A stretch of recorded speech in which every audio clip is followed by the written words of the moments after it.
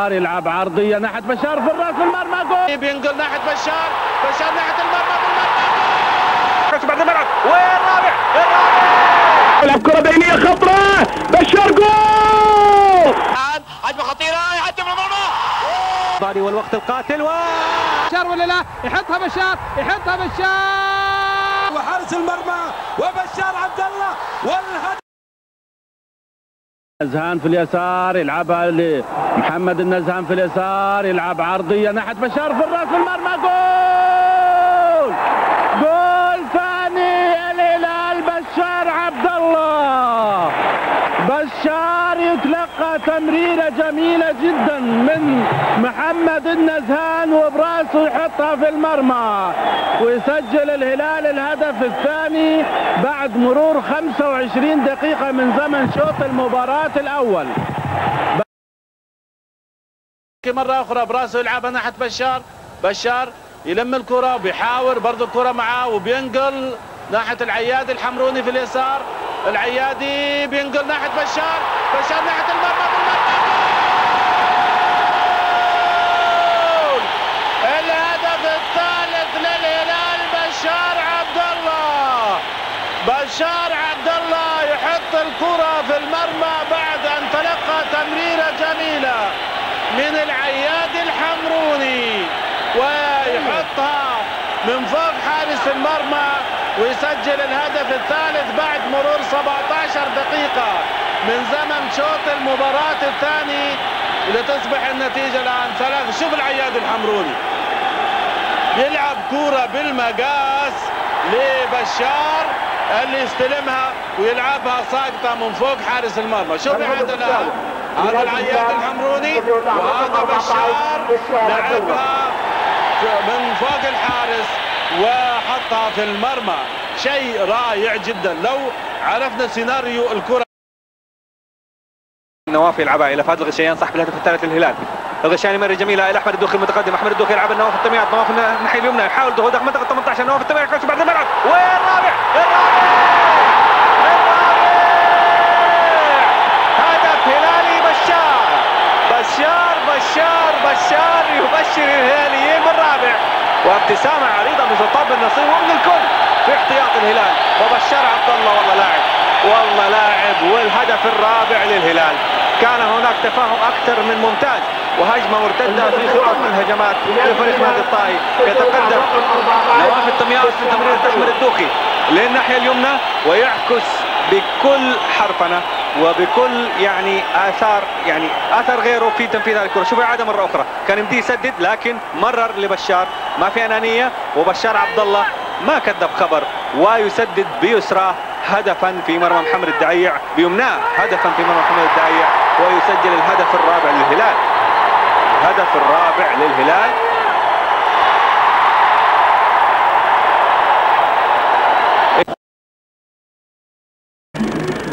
توصل الى فهد الغشيان مره ثانيه، حاول يلعب كره بينيه خطره بشار جول بشار عبد الله جول بشار عبد الله في الدقيقه الثانيه من زمن شوط ثاني من المباراه، من لعبه حلوه مرسومه بالمسطره والقلم والفرجار من الغشيان الى بشر واحد، سميناه بشر واحد بشار الى بشر واحد على طول يحط يمينه فيها حلوه معسوله، كره بتعدي وتسكن شباك الاستقلال الايراني. شوف بشر واحد لما لعبها على طول بعد ما اتت حلوه جميله. شوف من الغشيان بينيه بالمسطره والقلم والفرجار لبشر واحد على طول يحطها في مرمى فريق الاستقلال الايراني. الهدف الاول لصالح فريق الهلال في الدقيقه الثانيه من زمن الشوط الثاني من المباراه. 2-1 الهلال ينجح بالتسجيل في الدقيقة الثانية من الشوط الثاني من المباراة بلمسة معلم حقيقة. الاثنين لغشيان 1 وبشر 1-2. يوسف ثنيان يحاول يعدي بتمرير البشار. هجمة خطيرة الآن، يعدي من المرمى.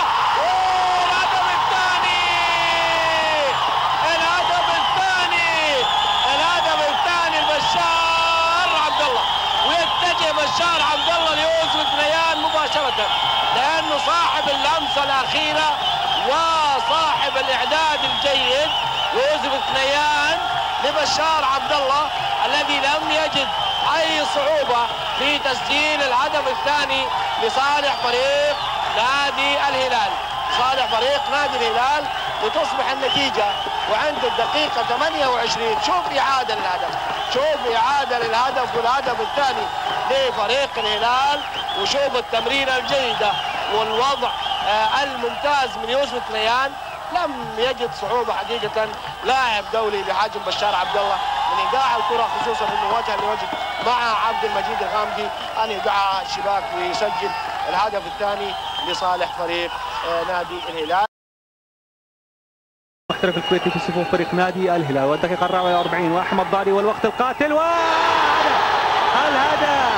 الهدف الأول للهلال من بشار عبد الله. بشار عبد الله من ضربة جزاء في الدقيقة 44 يحرز هدف الهلال الأول، يحرز هدف الهلال الأول على يسار حارس المرمى أحمد ضاري. الهلال يبدو أكثر قوة عندما يلعب ناقصا. هذا ما حدث، وهذه إعادة لضربة الجزاء. وبشار عبد الله، أحمد ضاري اتجه للناحية اليمنى، وبشار عبد الله وضع الكرة في الناحية اليسرى، وهدف للهلال في الدقيقة 4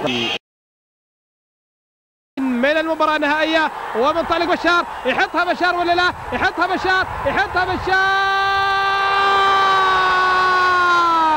بشار عبد الله حطها في المرمى، حطها بشار عبد الله بتقدم وخطأ من الدبيبي.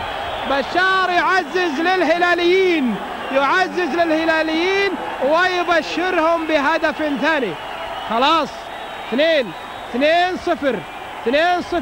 التعويض صعب يعني. شوف هدف بشار عبد الله، انطلق في كرة وتقدم له محمد الدبيبي، ولكن شوف هذا بشار مر من واحد امامه الحارس، الان مر من الحارس ويمر ويحطها في المرمى، جول.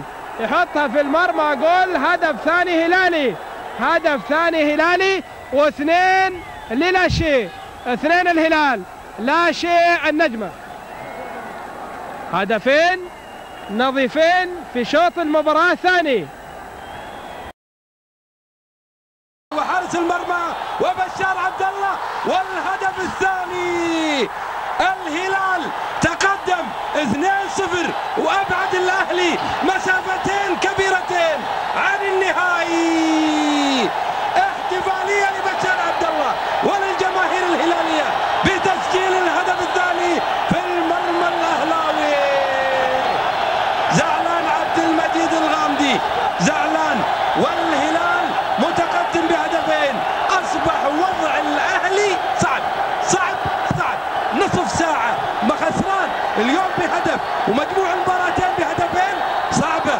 الان لوري بيغير، بيقول لا عاد نهدى اكثر. شوف والله من الكرات الصعبه، حاول مسكين يعني عبد المجيد الغامدي، وتضايق بعد ما سجلت في مرمى الفريق الاهلاوي، لكن لا يزال في الامر سعه بالنسبه للاهلي، مع ان الهدفين صعبه في ظل السيطره او التكتيك الجيد للفريق الهلالي.